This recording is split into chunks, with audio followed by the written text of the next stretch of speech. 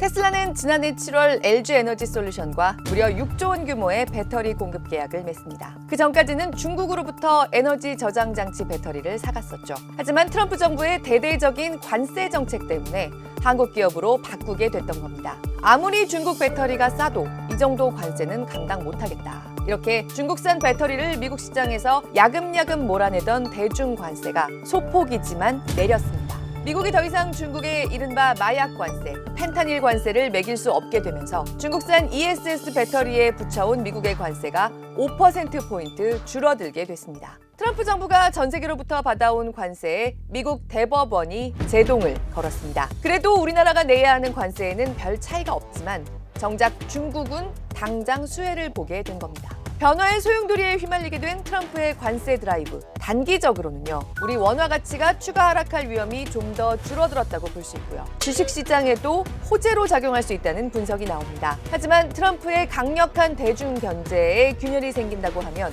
과연 우리에게 장기적으로 유리한 일이 될까? 그리고 오는 11월 미국의 중간 선거까지 중기적으로도 불확실성이 상당히 커질 수 있다는 우려가 나옵니다. 막말로 한국이 안 그래도 내주기로 한 돈을 앞으로 한국 부엌의 숟가락 젓가락 개수까지 점검당하면서 내줘야 하는 걸까? 호재와 악재가 섞여 있는 국면입니다. 지금 가장 궁금한 경제 이슈 똑소리 나게 짚어드리는 똑소리 2 권혜리 기자입니다. Foreign countries that have been ripping us off for years are ecstatic. They're so happy. 미국 대법원이 이번에 위법하다고 판결한 부분은요. 정확히는 아이이파, 국제 비상경제 권한법에 근거해서 부과했던 관세들입니다. 첫째, 나라별로 각각 부과했던 이른바 상호관세. 둘째, 중국이나 멕시코 같은 나라들에 따로 추가해서 매겼던 펜타닐 관세.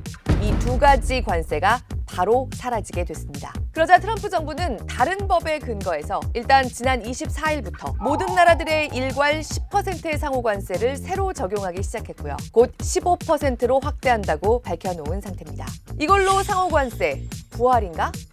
반쪽짜리 부활입니다. 사실 트럼프 정부가 전 세계에 관세를 매기기 위해서 뒤져봤던 과거의 법들은 여러 가지 더 있었습니다. 그런데 트럼프와 참모들은 그중에서 왜 아이이파를 선택했을까? 이 법을 이용하면 의회의 눈치를 보지 않고 관세율이나 기간도 대통령 마음대로 정할 수 있겠더라. 원래 관세를 생각해서 나온 법이 아니었기 때문에 아무런 절차적 제한이 포함돼 있지 않았거든요. 아이이파는 미국의 위기가 닥쳤을 때 대통령이 수출 수입 같은 대외 경제 활동을 바로 규제할 수 있게 만든 법입니다. 트럼프 정부는 이 정도로 미국의 무역 적자가 큰 상태라는 게 국가 위기가 아니면 뭐냐? 상호관세는 거기에 대한 비상 조치다라는 논리를 만들었고요. 같은 맥락으로 펜타닐 관세도 중국이나 멕시코에서 값싼 마약, 펜타닐이 대량 유입되는 게 바로 안보 위기다.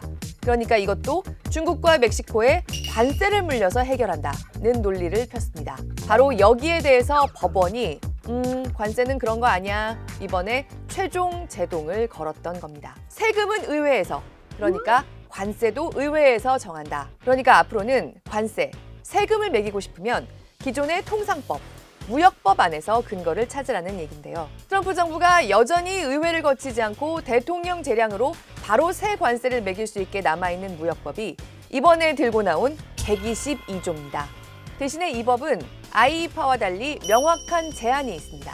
150일 뒤에도 계속 관세를 매기고 싶으면 그때는 의회의 동의를 얻어야 하고요. 이 법으로 매길 수 있는 최대 관세율이 15%이기 때문에 이번에 나라별 관세가 일괄 15%까지만 매겨지게 된 겁니다. 우리나라는 미국과 협상 끝에 합의했던 상호 관세율이 기존의 15%였기 때문에 달라진 게 없지만요. 우리보다 상호 관세율이 높았던 나라들은 당장 관세가 줄어들게 됐고요. 무역법 122조는 심각한 무역 적자가 있을 때 적용하라고 만들어진 법입니다. 그런데 펜타닐 관세는 무역 적자랑 아무 상관이 없죠. 마약 문제를 안보 이슈로 확장시켜서 중국의 일종의 제재로 쓰겠다던 관세, 통상의 영역을 아예 벗어나는 새로운 개념의 관세를 트럼프 정부가 발명한 거였기 때문에 무역법으로 어떻게 할 수가 없습니다. 그래서 이번에 바로 사라지게 된 겁니다.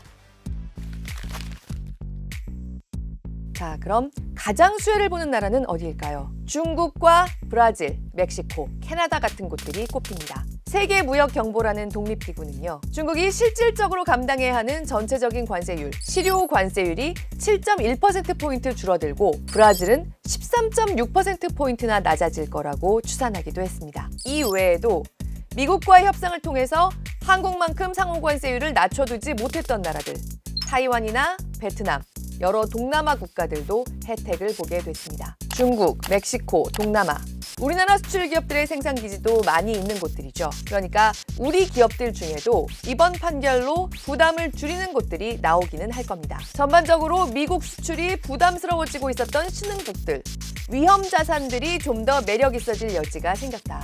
한국 증시에도 나쁠 건 없는 환경이 될 수 있습니다. 그리고 지금 우리 경제에서 가장 큰 걱정 중에 하나가 뭐였죠? 원화 약세, 환율이었습니다. 그런데 이렇게 되면 미국으로서는 더더욱 아시아 통화들의 약세가 여기서 더 심해지도록 내버려둘 수가 없게 됩니다. 관세가 줄어드는데 수출 국가의 돈이 미국 달러에 비해서 너무 저렴한 상태가 이어진다고 하면 그만큼 가격 경쟁력이 더 생기고 미국의 무역 적자는 계속 커지겠죠.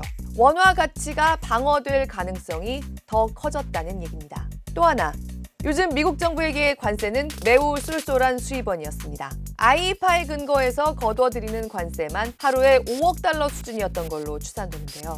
올해 트럼프 정부는 중간 선거를 앞두고 이것저것 돈풀 계획이 지금 많이 있습니다. 그런데 이 쏠쏠한 수입원이 단기간이라도 막히게 된다? 미국 정부가 빚을 더 내야 되겠죠. 달러 약세가 나올 수 있다는 얘기입니다. 그런데다가 지금까지 거둬들인 관세는 그러면 어떻게 해야 하냐는 문제도 있습니다. 법을 어긴 관세였단 말이죠. 그러면 IEEPA에 근거해서 지금까지 거둔 1,750억 달러 상당으로 추산되는 관세는 돌려줘야 하나? 미국 대법원이 이거는 하급 법원들이 다시 판단해보라고 돌려보냈기 때문에 이것도 중기 이슈로 남았는데요. 우리가 아니라 미국 안에서 벌써 기업들이 미국 정부를 상대로 지금까지 낸 관세를 돌려달라고 앞다퉈서 소송을 걸고 있습니다. 만약에 정말 기존의 관세를 일부라도 돌려주게 되면 미국 정부는 또 빚을 더 내야겠죠. 역시 미국 정부의 이자 부담, 재정 적자 부담, 달러 약세를 부를 수 있는 요인입니다. 하지만 무엇보다도 주식시장이 단기적으로나마 이 상황을 호재로 받아들이는 측면이 더 큰 건요. 트럼프 대통령이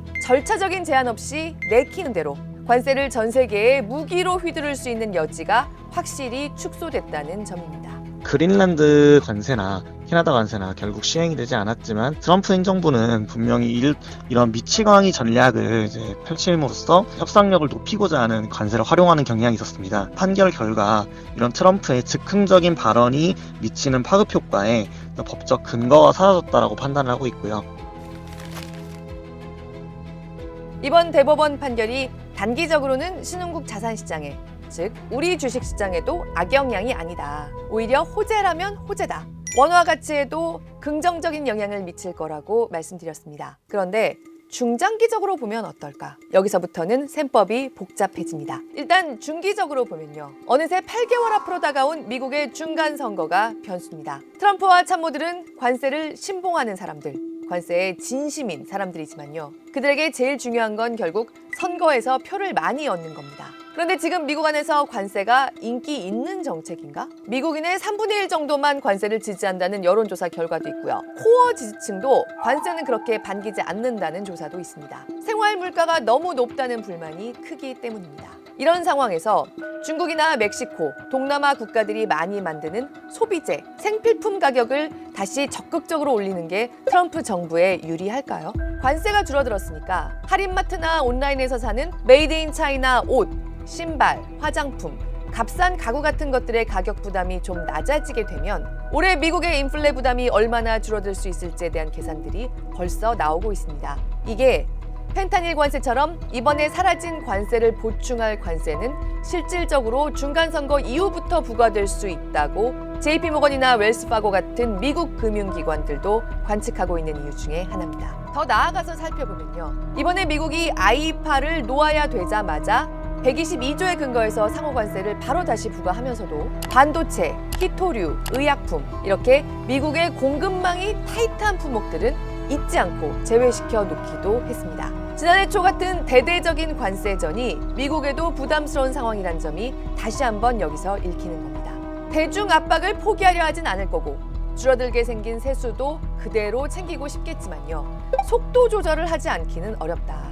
그러면 결국 중국의 제조업 경기가 회복하는 데 도움이 될 거고요. 단기적으로 보면 이게 중국뿐만 아니라 신흥국들, 우리나라의 제조업 경기까지 좀 더 활기를 띠게 할 수 있습니다. 하지만 장기적으로는 미국의 대중 견제를 틈타서 한국의 여러 산업군들이 시간을 벌어보자고 했던 데서는 누수가 나올 수 있습니다. 서두에 말씀드렸던 배터리로 다시 한번 가보겠습니다. 테슬라는 관세 부담 때문에 중국 거래처와 안녕하고 LG 에너지 솔루션과 손을 잡았다고 말씀드렸죠. 그런데 대중 관세가 조금이나마 낮아진 채로 시간이 좀 더 흐른다고 하면 지금까지 관세를 감수하고도 중국산 ESS 배터리를 계속 쓰고 있던 다른 미국의 에너지 기업들, 거래처를 한국으로 바꾸어 볼까? 좀 더 버틸까? 고민하는 시간이 길어질 수 있을 겁니다.